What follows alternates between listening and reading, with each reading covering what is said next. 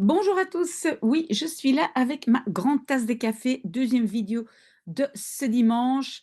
Alors, je peux vous dire que je risque de perdre tous mes abonnés avec cette vidéo parce que franchement, le niveau, il est très, très élevé. Donc, si vous trouvez de vous-même que vous n'êtes pas encore vraiment si avancé, mais ne regardez pas. Mais je fais cette vidéo pour quelqu'un que j'appelle Anonymous, quelqu'un de très gentil et qui est déjà assez avancé et qui m'a demandé de faire une vidéo sur des phrases très complexes.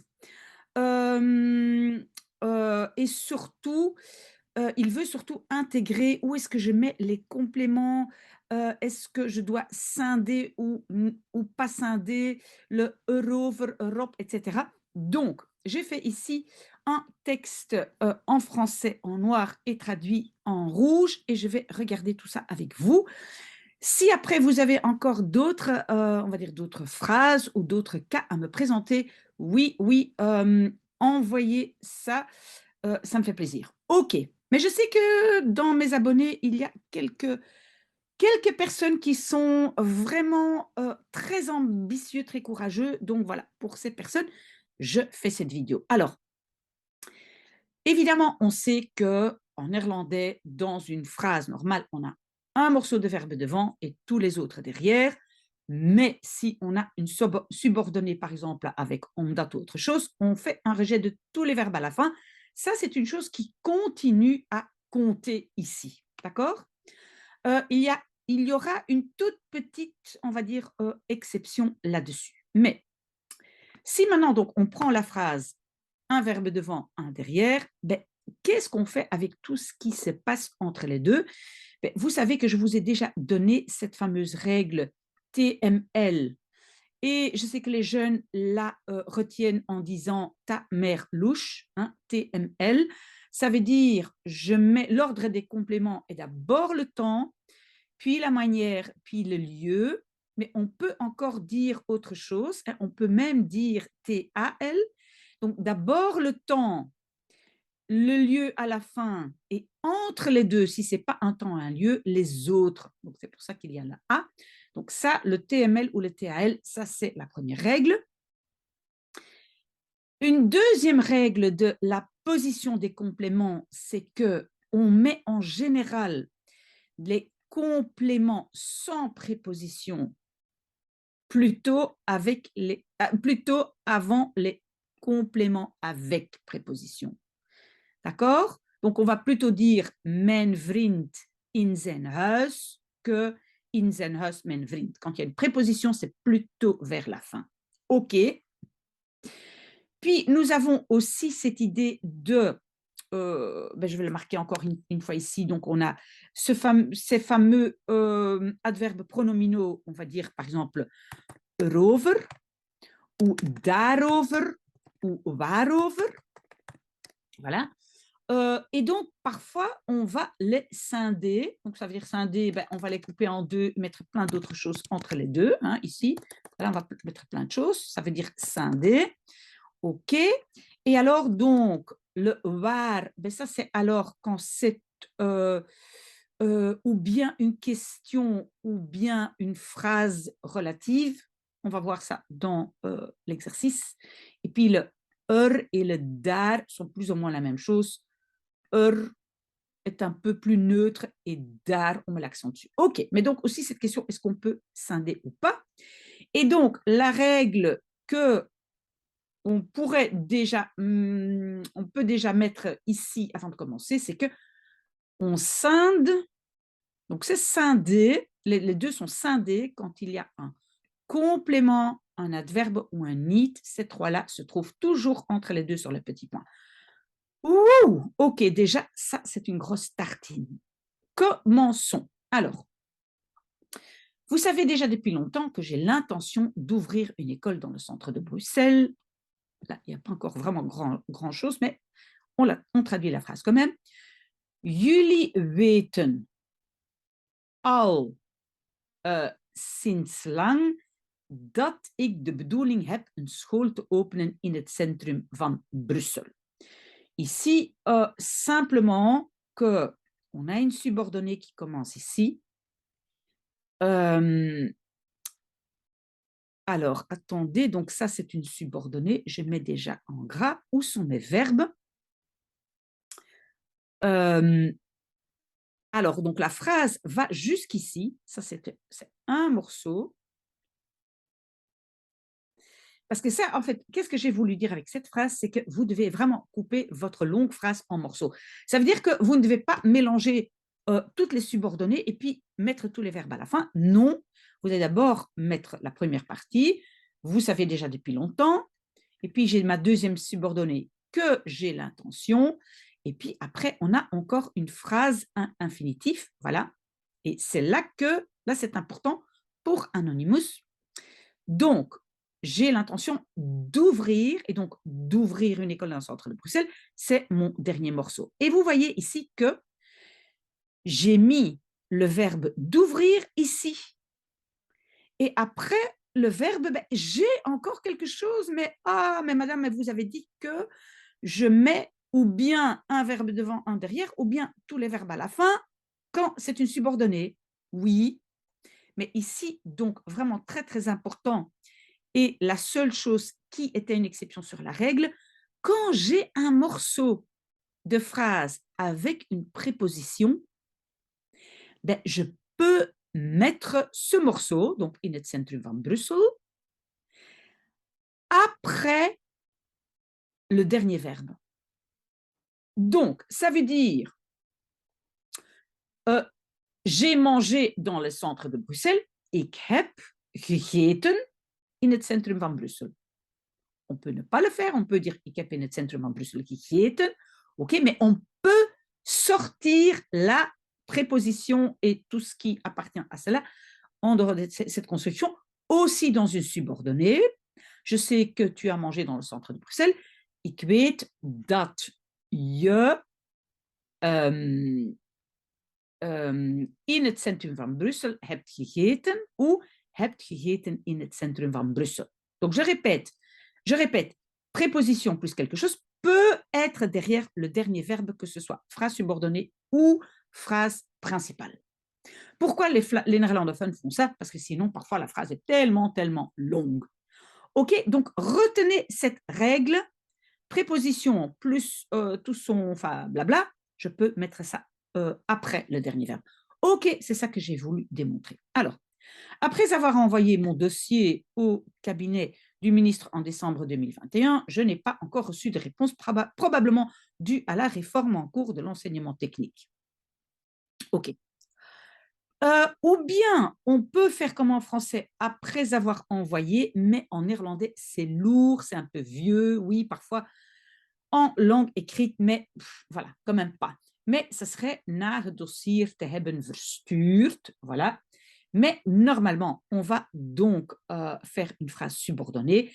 Nadat ik het dossier naar het kabinet van de minister heb gestuurd in décembre 2021. Et vous avez là, vous voyez là, ça introduit, le nadat introduit ma phrase subordonnée. Mes verbes heb gestuurd, et vous avez vu, j'ai mis quelque chose après, in décembre 2021. Il y a une préposition, ça peut sortir de cette construction et je peux mettre ça après mon dernier verbe. OK? Je n'ai pas encore reçu. Heb ik nog geen antwoord gekregen? Bien, je clôture ce morceau-ci. Hein, je ne mélange pas tous mes morceaux. Donc, j'avais un premier morceau avec Nadat, un deuxième morceau, et troisième morceau, probablement dû à la réforme, blablabla. Waarschijnlijk door de hervorming die, et maintenant ici, j'ai de nouveau une phrase subordonnée, parce qu'en néerlandais, on va toujours plutôt utiliser des phrases subordonnées que d'autres constructions comme le participe présent, etc. Donc, en français, on va simplement dire en cours, hein, et en néerlandais, on va plutôt dire qui est en cours, voilà. Die in het technische onderwijs aan de gang is. Alors, vous voyez ici, subordonné, enfin phrase relative après die. J'aurais pu mettre die aan de gang is. In het technische onderwijs, ce morceau avec préposition peut sortir de ma construction, c'est-à-dire peut être derrière le dernier verbe qui est is. Voilà, j'espère qu'on a compris cette idée que Anonymous m'avait demandé de, donc, qu'est-ce qui peut sortir de cette fameuse construction verbe en néerlandais. Voilà, j'ai répondu. Alors, je ne sais même pas si la ministre y a jeté un coup d'œil. Donc, premier morceau, je ne sais même pas, c'est le premier morceau. Ik weet zelfs niet, voilà. Et puis, deuxième morceau, si la ministre y a jeté un coup d'œil. Of de minister een blik op geworpen heeft. Le i, en français, va devenir erop en néerlandais. Voilà, op. OK. Qu'est-ce qui scinde le et le op? Ben, c'est un blik, c'est donc le COD, le complément. D'accord? Il se met entre le et le op. Ça, c'est la construction la plus normale. Donc, of de minister, ça c'est le sujet. Et à la fin, geworpen heeft, ce sont les verbes. On peut aussi dire heeft geworpen. Hein? Moi, normalement, je vous conseille, si vous n'êtes pas encore très, très avancé, de garder au début la construction normale qui serait heeft geworpen, car il y a des cas où on ne peut pas inverser ça. Donc, si vous vous dites, je garde toujours la construction normale, c'est toujours bien. Mais ici, j'ai mis geworpen heeft. OK. Mais donc, on a bien compris que j'ai le sujet, parce que of introduit ma phrase subordonnée, j'ai après le sujet, j'ai mes deux verbes à la fin, que ce soit comme ça ou comme ça, et donc entre les deux, j'ai op et le complément est entre le et le op. J'avais mis ça dans les règles tout à fait au début, vous vous rappelez ici, donc scindé avec complément. OK? Très bien. Alors, peut-être que les arguments que je lui ai donnés pour rendre l'enseignement plus efficace ne lui ont pas convaincu. Ah, attendez, attendez. En français, c'est convaincre quelqu'un. Et vous voyez, moi, j'ai réfléchi à la phrase en néerlandais. Donc, convaincre quelqu'un et pas à quelqu'un, alors je dois dire ne l'ont. C'est un COD en français. OK. Et même en néerlandais, je pense peut-être aussi, désolé pour mon erreur. Mea culpa, mea culpa, mea maxima culpa. Alors, peut-être que les arguments que. Donc voilà, ça ici, c'est mon premier morceau. C'est pas difficile. Misschien dat de argumenten. Et maintenant que je lui ai donné, ça c'est mon deuxième morceau que je vais clôturer après traduire le pour, donc que je lui ai donné. Argumenten, c'est de argumenten die ik haar gegeven heb. Donc, lui, c'est haar. On va voir plus tard, quand je vais rajouter d'autres éléments, que les pronoms personnels, comme ça, seuls, sont toujours le plus vers l'avant. D'accord? OK, de nouveau, gegeven heb, on pourrait dire heb gegeven, même je vous le conseille si vous n'êtes pas encore très avancé. Et alors, pour rendre l'enseignement plus efficace, pour, plus un verbe, om het onderwijs efficiënter te maken, et donc ne l'ont pas convaincu, haar niet overtuigd hebben. Je pense que ça peut aussi être hebben overtuigd, d'accord? Vous voyez bien que le haar est le plus vers l'avant dans cette construction. Pour l'instant, on ne le voit pas encore très bien parce que je n'ai pas encore d'autres compléments. Mais donc, retenez déjà que les pronoms personnels, juste comme ça, seuls, sont toujours le plus vers l'avant. OK, alors, ça se complique un tout petit peu. dois-je les lui détailler un peu plus dans mon dossier? Alors, moet ik, c'est dois-je, et puis qu'est-ce qu'on a? On a COD, c'est oui, petit mot, pronom personnel, ze, haar. Donc, comme j'ai dit ici, dans les compléments sans préposition, c'est d'abord le COD, puis le COI. OK. Alors, un peu plus loin, in détail, in mijn dossier. Oui, j'ai oublié ici le L. Donc, vous voyez, le L, lieu, c'est in mijn dossier. Voilà. In détail, c'est la manière, donc comment. En een beetje verder, on peut dire que ça, c'est le temps. Hein, un peu plus loin, on peut dire dans le temps, dans le dossier. Voilà. Donc, ici, on a une construction assez complexe. On a d'abord les pronoms personnels, voilà, sans préposition, et après, on a la fameuse construction TML, et puis le dernier verbe. Voilà. Ok, j'espère que ça c'est clair. Si ça, vous ne comprenez pas, vous revenez vers moi. Mais en tout cas, normalement, la règle est très, très claire. Alors, quels sont les arguments sur lesquels elle se basera lors de la prise de décision? Welke zijn de argumenten? Et puis, sur lesquels? Sur lesquels, ben voilà, c'est donc une, on va dire, une construction relative, une phrase relative, sur lesquels, waarop. Sur lesquels, d'accord? Waarop. Alors, elle se basera, ze zich baseert, lors de la prise de décision, bij het nemen van de beslissing. Oui, en fait, vous avez raison, de nouveau, en fait, on peut mettre waarop ze zich, et puis le baseert, ben, il peut être tout à fait à la fin de la phrase, ok? Mais comme je vous ai dit, quand il y a une préposition et quand ça devient un peu long, on met déjà le verbe et après préposition et le reste. Mais on aurait pu dire waarop ze zich bij het nemen van de beslissing baseert. Ok?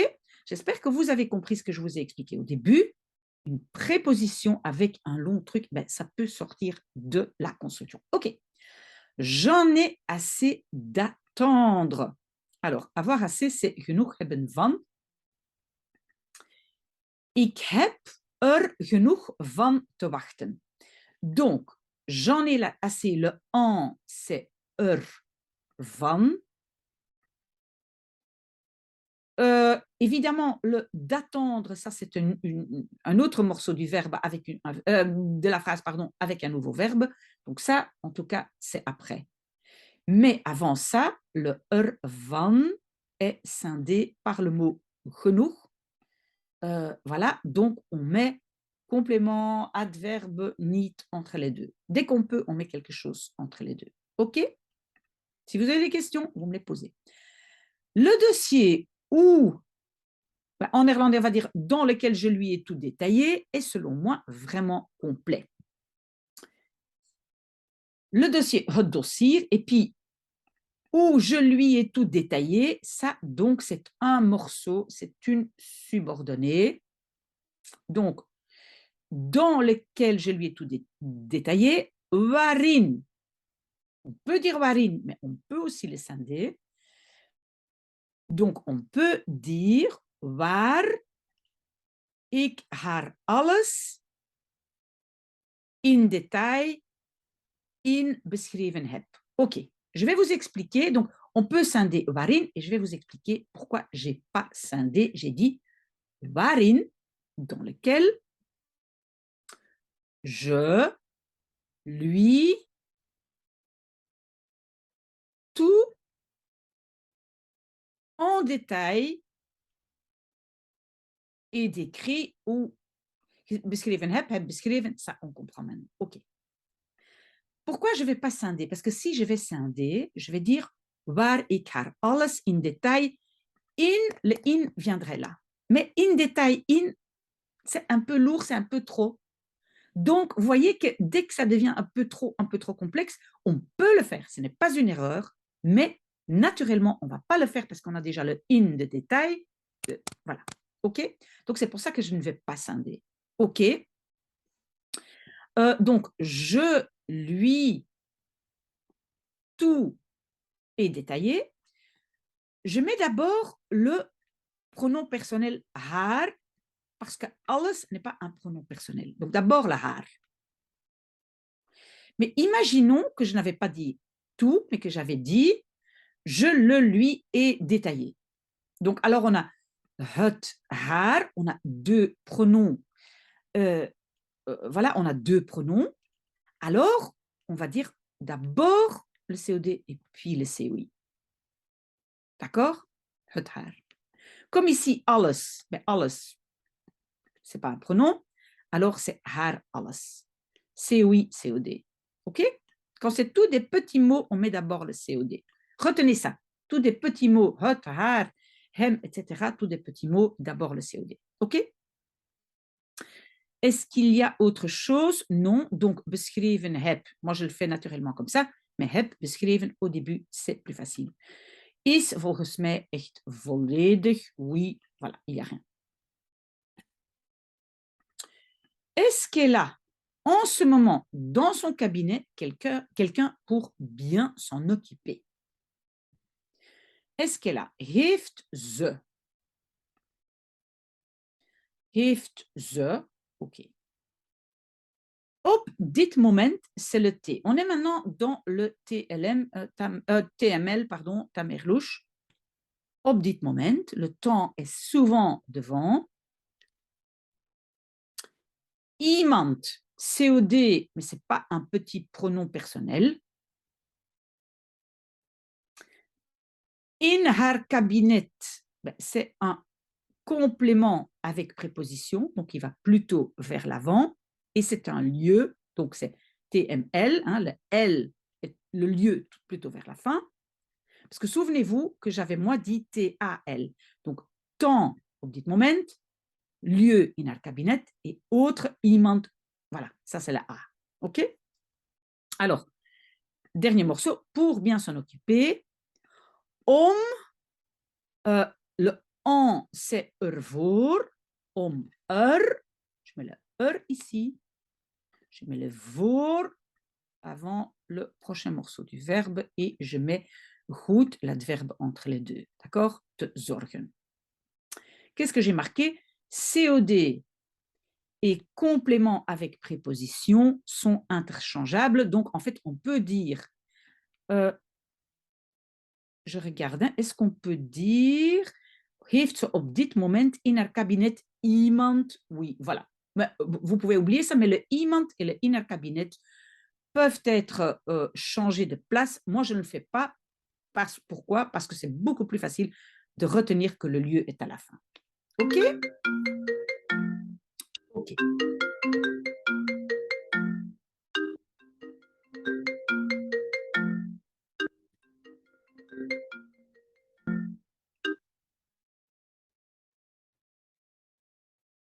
Alors, elle a donné le dossier à son collaborateur. OK? Ah non. Ah, a-t-elle? En fait, c'est une question. Oui, a-t-elle donné le dossier à son collaborateur? Heeft ze het dossier aan haar medewerker gegeven? Voilà. OK, donc on a un COD et un COI avec préposition. Alors, c'est COD, COI. OK. Si maintenant le COI est sans préposition, on le met devant. Heeft ze haar medewerker het dossier gegeven? OK? Ça aussi, c'est une règle. J'espère qu'elle le lui donne. J'espère qu'elle le lui donne. Ik hoop dat ze, elle, et puis le lui, het hem geeft. Souvenez-vous, on a tous des petits mots, pronom personnel, c'est d'abord COD et puis COI. Ça, on sait déjà. J'espère qu'elle écrit quelque chose à tout le monde. Bon, ik hoop dat ze, ça c'est normal. Naar iedereen iets schrijft. C'est vrai qu'on peut enlever le naar, mais je l'ai laissé. On a des pronoms non personnels, c'est iedereen, c'est non personnel, iets, c'est non personnel. Alors, quand c'est non personnel, c'est COI, COD. Même si on enlèverait le naar, ce serait iedereen iets. D'accord? Donc, c'est très important de savoir si c'est un pronom personnel ou non personnel. Oui, je sais que là, il y en a plein qui sont en train de décrocher, mais voilà, les courageux, tenez le coup. Voilà, je suis maintenant à la phrase je lui ai. Mais non, c'est pas lui, je l'ai, oh là là là, je l'ai rencontré la semaine passée avec un collaborateur à l'ouverture de cette école. Nous sommes à cette phrase-ci. Voilà, je vais voir s'il y a encore beaucoup à faire. Non, ça va, on y est presque, allez, courage. Donc, je l'ai rencontré. Ik heb haar, d'abord les petits mots, pronom personnel. Puis le temps, vorige week, met een medewerker, ça c'est le autre, le A, hein, le TAL, autre. Op de opening van een school, ça c'est le lieu, gezien. Vous voyez, j'ai marqué pronom personnel et puis TAL. Ça va? J'espère que ça c'est clair. Mais je n'ai pas voulu lui en parler là-bas. Maar ik heb, mais j'ai, et puis le en, hein, c'est de nouveau le en. Donc le en, c'est over. Hein, vous voyez, le est là, le over est là. En. Qu'est-ce qu'on va mettre entre les deux? Ben, lui, là-bas et pas. Donc, d'abord, petit mot personnel, le pronom personnel. Une petite règle qui se rajoute, c'est que le hier et le daar se mettent plutôt vers l'avant, mais pas avant le pronom personnel. Donc, là-bas, c'est daar, et puis niet, et puis willen overspreken. D'accord? Est-ce qu'on peut faire autre chose? Maar ik heb haar niet over willen spreken. Oui, à mon avis, je ferais mieux de mettre le willen derrière, sinon on va tout compliquer. Et je dirais même que ça, c'est préférable. Donc, ik heb haar daar niet over willen spreken. Vraiment beaucoup mieux. Donc, hier et daar avant les autres compléments. OK? Bien. Alors, voilà, on est presque à la fin. Je suis convaincue qu'elle ne l'a même pas vu. Donc, je suis convaincue que, mais en néerlandais, être convaincu de, c'est overtuigd zijn van. Donc, ça veut dire que je dois mettre le van avant, donc je suis convaincu de, ik ben overtuigd van, mais le van ne peut pas rester seul, donc je vais coller le petit Comme j'ai une nouvelle phrase ici, ben, je ne colle rien entre le et le van. Je suis convaincu que dat ze het zelfs niet heeft gezien. Est-ce que ça c'est dat ze, oui, qu'elle, c'est le sujet. Het, petit mot, zelfs niet gezien heeft, oui, tout ça c'est très très normal. Le het est tout à fait devant. C'est un petit mot qui se trouve tout à fait devant. Alors maintenant, si je dis j'en suis vraiment convaincu, alors là, on va avoir quelque chose entre le et le van. Vous avez vu? Donc, echt, vraiment, c'est adverbe. Bon, il se met entre les deux. Voilà, regardez ça bien. Ok, de quoi es-tu convaincu? De quoi? Donc, c'est une question. Alors, c'est de quoi? Waarvan. On a le waar. Et on a le van. Voilà, on peut les scinder. Waar ben je van overtuigd? On peut scinder le waar et le van. Mais on peut autant dire waarvan ben je overtuigd. OK. Donc, dans ce cas-ci, on peut choisir si on scinde ou pas. Dernière longue phrase, le dossier dont tu es en train de parler avec passion. Passion n'intéresse personne avec qui la ministre travaille. Bon, mais que la phrase est un peu comme ci, comme ça, mais le dossier et donc dont tu es en train de parler avec passion, ça c'est une phrase subordonnée. Donc, het dossier, on peut ne pas scinder, waarover je met passie aan het spreken bent, c'est normal parce que aan het spreken bent, ce sont donc les verbes. Met passie, c'est comment. Voilà, ça c'est tout à fait logique. Interesseert niemand met wie de minister werkt. Oui, pourquoi j'ai rajouté un met wie quand c'est avec qui et le qui, donc c'est une personne, c'est met wie et pas waarmee. C'est pour ça que je l'ai mis. D'accord? Quand ce sont des personnes, c'est en fait beaucoup plus facile. C'est préposition et puis wie. Mais imaginons que je vais scinder waarover, le dossier dont. Het dossier waar je met passie over aan het spreken bent. Et vous avez vu, là, j'ai scindé waar et over. Et pourquoi on va plutôt ne pas scinder et préférer la première phrase? Parce qu'on a une autre préposition là, aan het. Over aan het, c'est un peu lourd. On peut le faire, mais naturellement, on ne va pas avoir cette, on va dire, compilation de prépositions. D'accord? Si maintenant, je n'ai pas le en train de et j'ai un simple présent, donc le dossier dont tu parles avec passion, alors là, on peut très facilement scinder. Het dossier waar je met passie over spreekt, il n'y a pas une autre préposition ou autre. Donc là, je peux le faire facilement et c'est très naturel. Ouh, franchement, ceux qui sont arrivés là avec moi, envoyez-moi un message parce que là, vous êtes des courageux et là, je veux vous féliciter parce que c'est très, très, très, très compliqué. Allez, courage. Le reste, j'espère, sera un tout petit peu plus léger. Bon dimanche. À bientôt.